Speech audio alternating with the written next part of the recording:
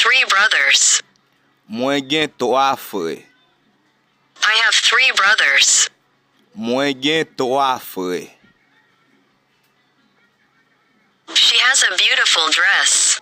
Li gen yon bel robe. She has a beautiful dress. Li gen yon bel robe. He has 4 pants. Li gen 4 pantalon.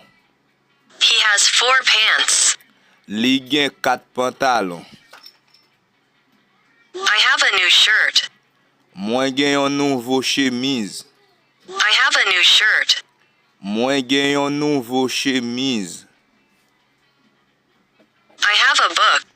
Mwen gen yon livre. I have a book. Mwen gen yon livre. You have a nice name.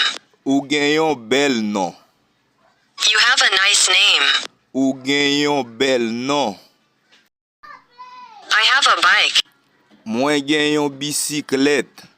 I have a bike. Mwen gen yon bisiklet. I have a shop. Mwen gen yon boutik. I have a shop. Mwen gen yon boutik. She has a hat. Li gen yon chapeau. She has a hat. Li gen yon chapeau. I have a cat. Mwen gen yon chat. I have a cat. Mwen gen yon chat. I have a dog. Mwen gen yon chien. I have a dog. Mwen gen yon chien. They have $1 million. Yo gen yon $1,000,000. They have $1 million. Yo gen yon $1,000,000. My father has 4 children. Papa mwen gen 4 ti moun. My father has 4 children. Papa mwen gen 4 ti moun. He has a watch. Li gen yon montre. He has a watch. Li gen yon montre. I have a store.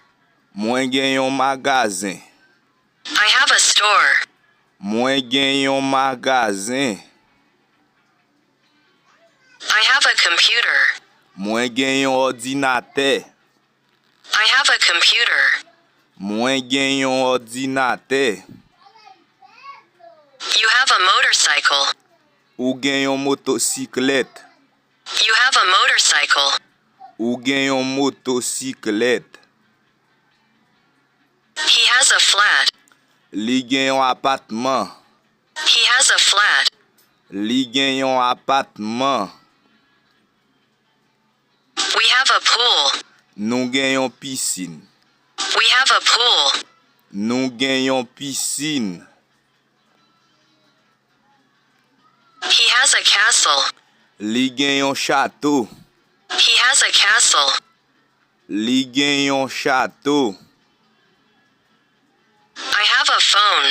Mwen gen yon téléphone. I have a phone. Mwen gen yon téléphone.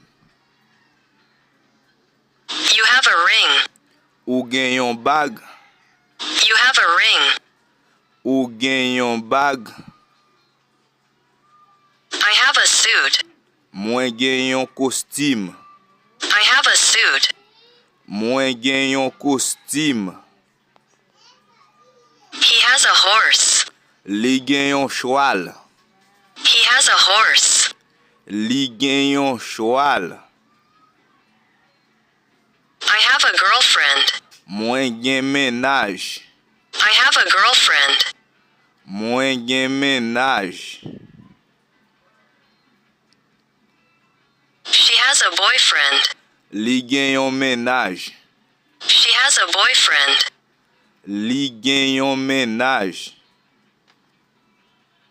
I have a question. Mwen gen yon question. I have a question. Mwen gen yon question. He have a sister? Li gen yon sè. He have a sister? Li gen yon sè.